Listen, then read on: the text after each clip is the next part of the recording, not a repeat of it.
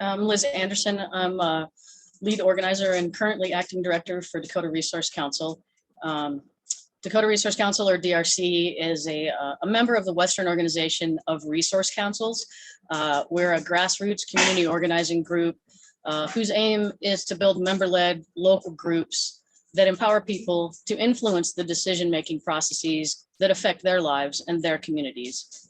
We were founded in 1970, and we bring together people that want to protect family farms, ranches, reduce flaring and venting, ensure safe and responsible disposal of oil field waste, and make pipelines and more safer, and maybe get rid of some of them in their entirety. Fort Berthold Protectors of Water and Earth Rights, or Fort Berthold Power, or POWER, is an affiliate of DRC located on the Fort Berthold Reservation, which sits on the Bakken Formation. It is home to the Mandan Hidatsa Arikara Nation, and it is, as I said, it's one of the most oil-rich reservations in the US. There are compressor stations all over, more than 2,500 active wells, and it has been disproportionately impacted by oil and gas development. Fort Berthold Power's mission is to conserve and protect the land, water, and air on which all of life depends. I want to thank Earthworks and Halt the Harm Network. It's always good to collaborate with allies, especially bigger allies. You all have the capacity to create things like tools like the threat map, which DRC can then use to push local decision makers to strengthen our regulations that we work at the county, state, federal, and tribal levels. So the strength of our organization is, like DRC, is that we work with people on their issues and what they want to work on and what affects them most and they know the most about. And so we take our lead from our members and we say they are the experts in their own communities. Talking to you tonight from Mandaree is a fantastic example of a DRC member. Lisa DeVille knows what's happening in her community and knows how important it is to be involved and has been incredibly active for a long time. She is a citizen of the Mandan Hidatsa and Arikara Nation. She's been working on oil and gas, getting stronger regulations for more than a decade, almost 15 years, I think. She's a wife, a mother, a grandmother, and she has deep ties to the land and her traditions. Her people have been here for millennia, and she works to honor her ancestors and protect Mother Earth for future generations. She has served on the National Environmental Justice Advisory Council at the federal level. She serves on the board of directors for the Western Organization of Resource Councils, Dakota Resource Council, and Fort Berthold Protectors of Water and Earth, which she helped to found in 2014. And she clearly is involved, has submitted tons of comments, very active and knowledgeable. So please turn your attention to and welcome Lisa DeVille. Go ahead, Lisa. Thank you, Liz. Sorry, everyone. I got a cold today and it's terrible. I woke up, my head feels like it's going to explode. But so tools like the threat map are important for people like me who live on frontline communities such as Mandaree, North Dakota, on Fort Berthold Reservation. Not because it tells us something we don't know, but because it tells everyone else a little bit about what my community faces every day. There are 2,500 active wells here. Each well and compressor stations has associated flares, vents, generators, pipelines, truck traffic, carrying product, frac sand, and water. All these things and more add to polluting of our once pristine land, air, and water. My hope is that all of you will take note and share this tool so that more people can begin to understand the costs my community and other frontline communities pay to produce fossil fuels. And that it will spur you to action. My tribe once agricultural. We had our traditional farming land stolen by the 1851 Fort Laramie Treaty, and the last of it due to the Pick-Sloan Act. The loss of our fertile land and then being placed on dry up lands forced us to be dependent on oil money. The US government has a trust responsibility to the Mandan Hidatsa and Arikara Nation to protect our health, land, water, and air. I have been demanding action from federal and state regulatory agencies for close to 15 years. Every scientific study, research project, and tool like the threat map help me in my fight to educate my people and to protect Mother Earth as I push decision makers to abide by their trust responsibility and create strong regulations. The impact of extraction, particularly flaring and venting, are obvious to those who live in my community. Teachers have raised concerns about the frequent and severe nosebleeds their students get. Cancer has become more prevalent. Asthma and other respiratory problems have increased. In fact, my husband and I had a persistent cough that our doctor said was the same cough she saw in oil field workers.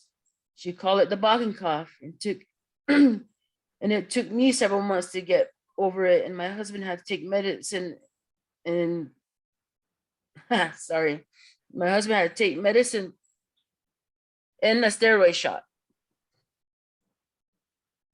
to recover.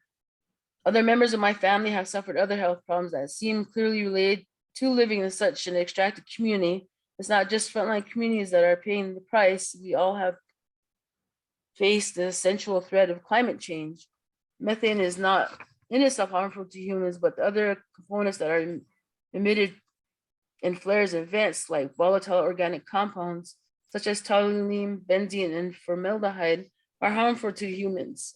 Though not immediately toxic, methane reacts with sunlight to create ground level ozone, which decreases air quality and leads to health issues in animals, humans, and reduced crop yields. Methane is also a potent greenhouse gas and a major contributor to climate change. The effects of climate change are evident in my community. Fires raged last summer, burning nearly 10,000 acres by Mandarin. Unprecedented fall rains prevented crops from being harvested, and we had multiple blizzards just this last month, right in the middle of the calving season. If we don't ban routine venting and flare and methane emissions, my community will continue to suffer, and so will all of us. Thank you. Thanks, Lisa.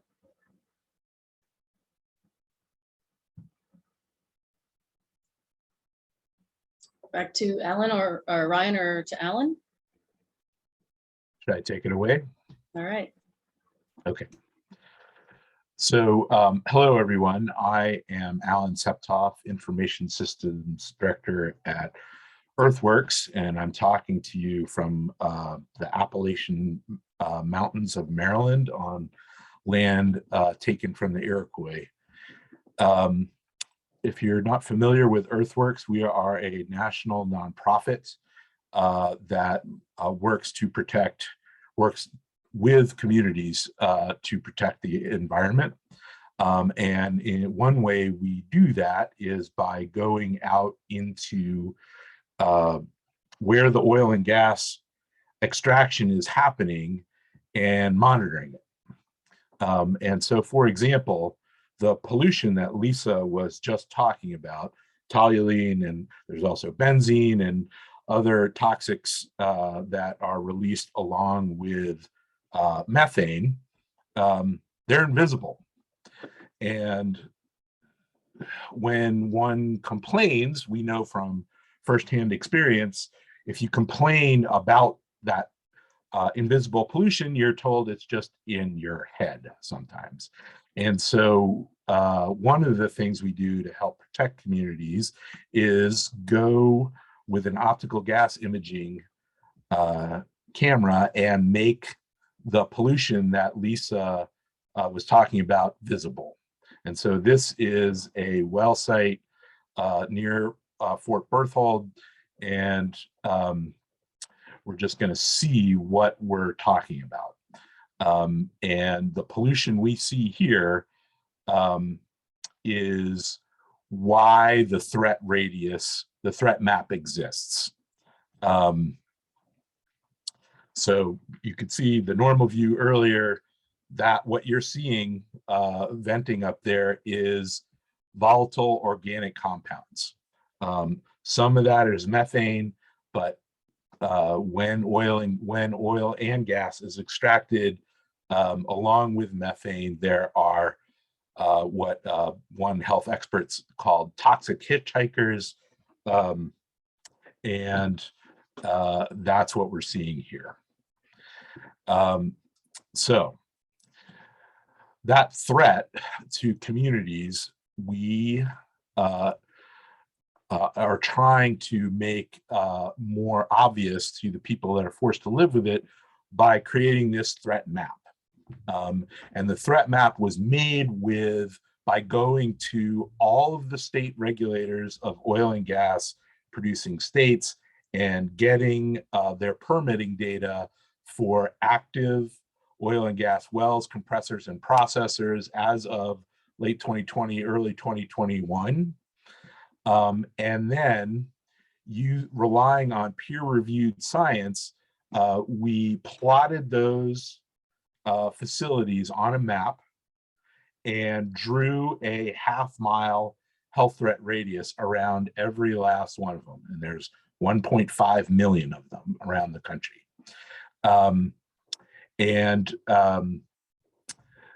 Then we used 2020 census data and Department of Education school data to count the number of people living within the threat radius and the number of students enrolled in schools and daycares within the threat radius around the country, everywhere around the country. And so we're doing this in part because, as again, Lisa mentioned earlier, the federal government is considering rules. The Environmental Protection Agency is considering rules that would reduce this type of pollution for new and existing sources, which is an improvement over what the Obama administration enacted in which only covered new production. Yeah, so my colleague Josh, after I'm done presenting the map, will talk a bit about how you can use the information in this map to hopefully encourage decision makers to do something about the pollution.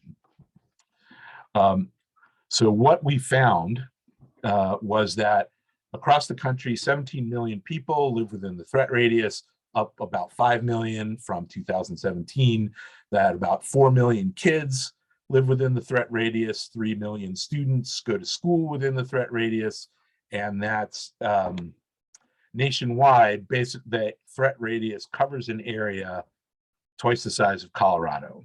And that is because there are, as of late 2020, 1.5 million active oil and gas production facilities. It's important to note that what we're talking about is just production facilities. We're not talking about refineries. We're not talking about crackers.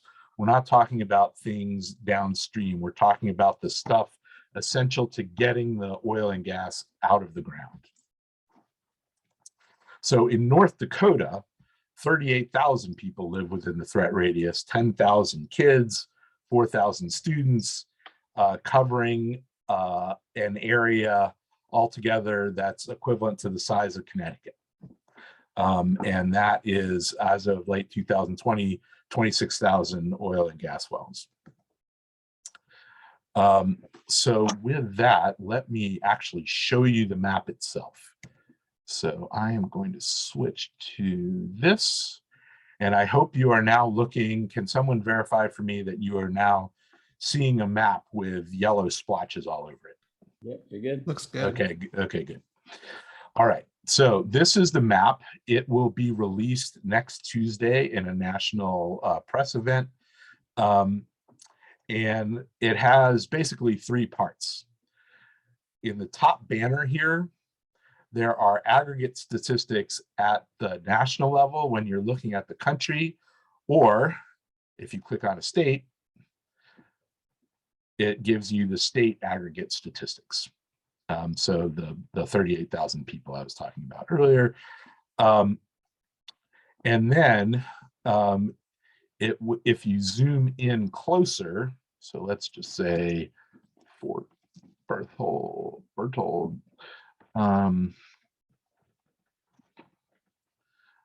let's see, why are we not showing it?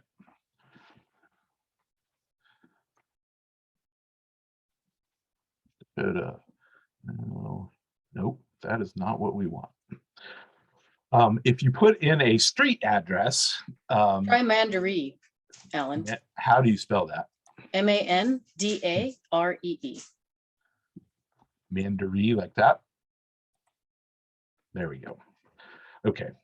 And so now we are in a county, we're in McKenzie County, and this in the lower left, there are 3 cards that show the 3 types of data that the map displays. And if you click on it,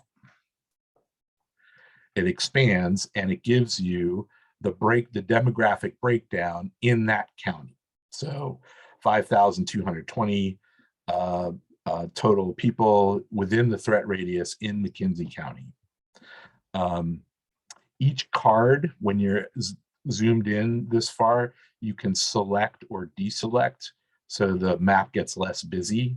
So if you uncheck the threat radius, all of the area goes away and you are left with oil and gas facilities and schools and daycares. Each one of these dots is an active oil and gas facility. And if you zoom in close enough, you can click on them and it will tell you which one it is. So the name of the facility, in this case, Bear Den, and operator, EOG Resources in this case. And you can do that for every last one of these. And it also gives you the long coordinates in some states, but not North Dakota. You also get the API number, which is something that you can use to find out more information about the operation. So you can also, if I deselect those and select the threat radius, let's see, do we have schools here? The gray dots, like this, are schools. And if you zoom in far enough, you should be able to click on a school, but it did not do it in this case. And that is a bug that I will have to get fixed before Tuesday. It will tell you also in the county level the number of students and the number of different kinds of educational facilities that lie within the threat radius. So that is the map. Also at the upper right, you can go to satellite view, so you can actually see, in some cases, the well pads or your house. And there's also a take action button, which will lead to a web page where you can send a letter directly to the EPA asking them to do something about this pollution. So with that, let me turn it over to my colleague, Josh Eisenfeld, who can tell us a bit about what you can do. Thanks, Alan. And thanks everyone for showing up. I'm just gonna wait a second until we take us back to the slide deck. Nice. Okay, so. Oh, could you cover the embargoed part? Yeah, so important things. While we are sharing this with you and happy to provide you with this information, we want to be clear that this map is not released until May 24th at 9 a.m. Mountain Time. That is when we're going to have our national press release. And then from there out, you are free to use this however you think is best for you. Right now, there is an older, unupdated map available at oilandgasthreatmap.com, but it is from 2017's data. So it is not completely accurate, but still very useful.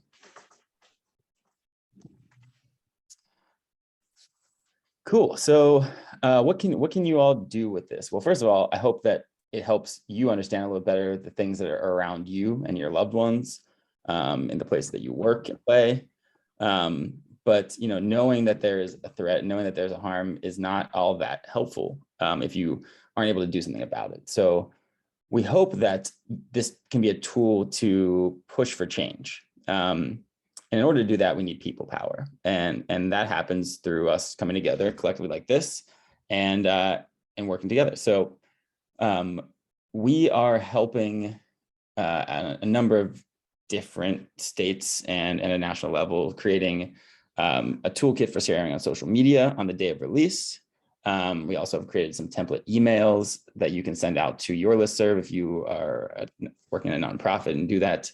But also once it is live, we really hope you can take this information to decision makers who might not know about just how many people are impacted by the health impacts that come from oil and gas production.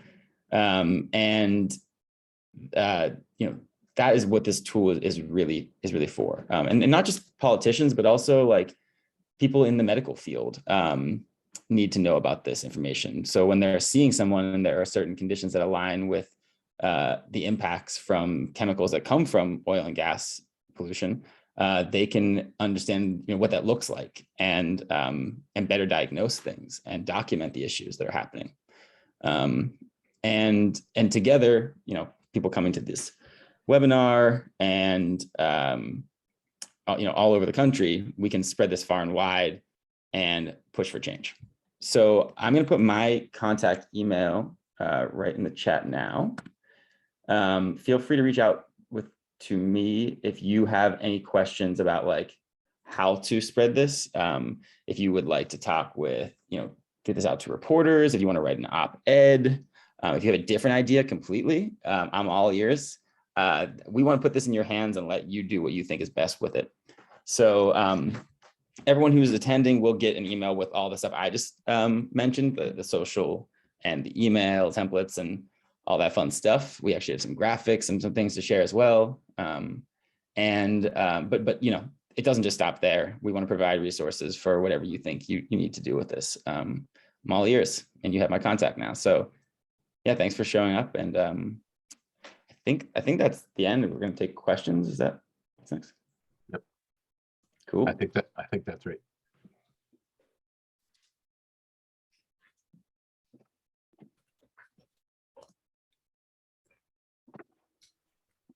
All right. Thank you so much. And if anybody has questions, you can drop them in the chat for Liz or Lisa or Alan or Josh. And I'm going to post in the chat the link to where the replay will be.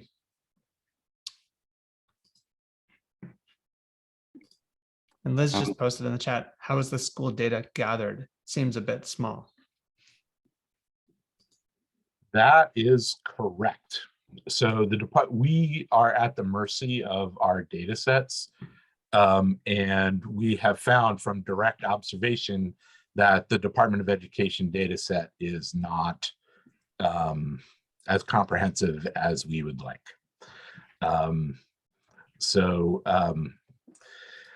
I can't, what it means is that these numbers are an undercount for students, but they're based on the best available data that we could get. And that's also true actually for the oil and gas production facilities. Oil and gas wells generally have a pretty decent, are pretty comprehensive.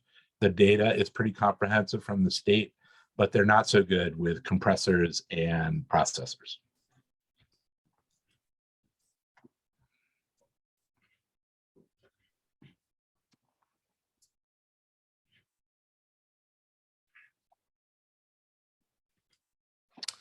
I see your question. Are there any correlating health statistics available, Sonia?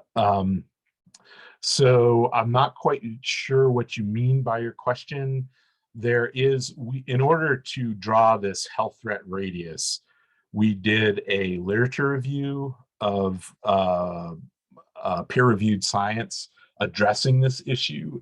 And that literature review will be linked from the website.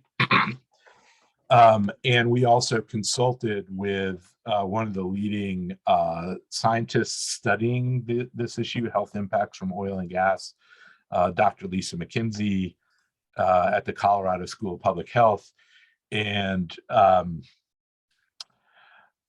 she helped guide us with this health threat radius, what distance to draw it at.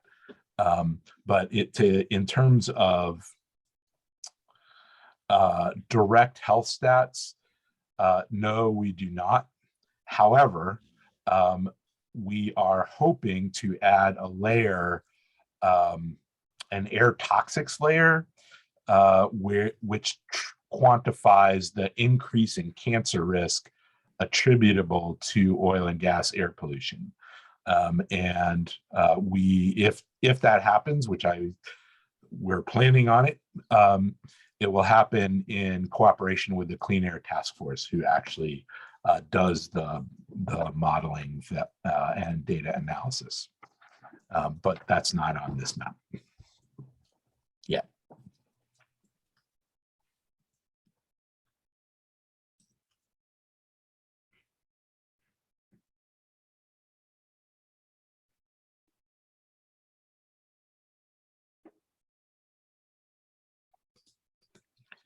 Any other questions for us or anyone? I have one more question. Is there a way, it's all yellow.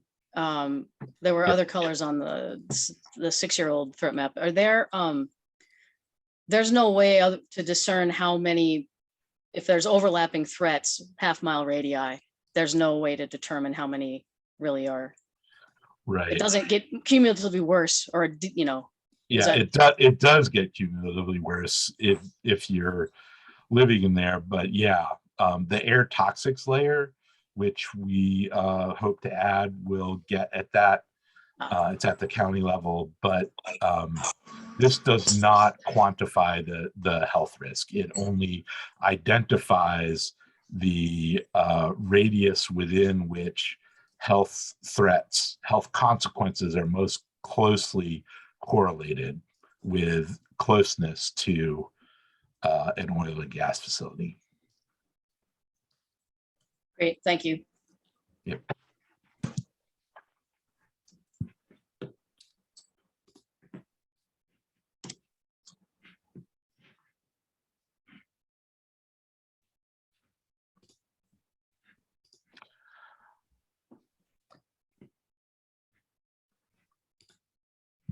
All Okay, right. so I'm going to put the replay link in the chat, and also make sure to send it out after this event wraps up, as soon as the recording is done processing. Any final questions or final words? All right. Well, thank you very much. For my part, speaking up, especially if you're from a more conservative part of the country, on behalf of these EPA rules will, I believe, have a disproportionate impact on EPA, because they're accustomed to hearing from people like us, like enviros like me. So please speak up.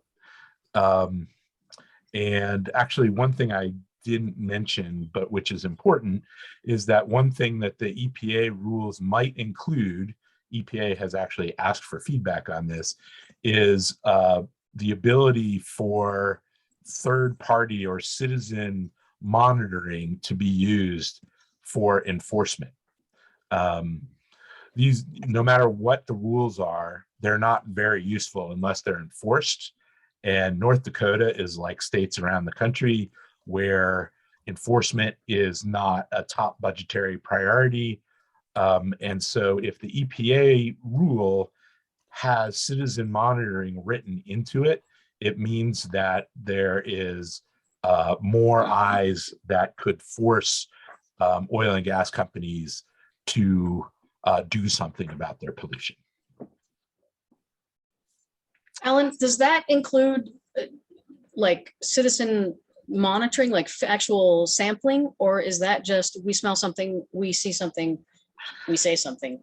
It is to be determined. The EPA has asked as part of its on its methane rule proposal website, it's asking for advice on how to do that.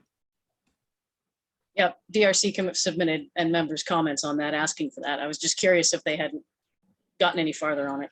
Yeah, no, the supplemental that responds to those requests Right. is supposed to come out later this year, but it's not out yet.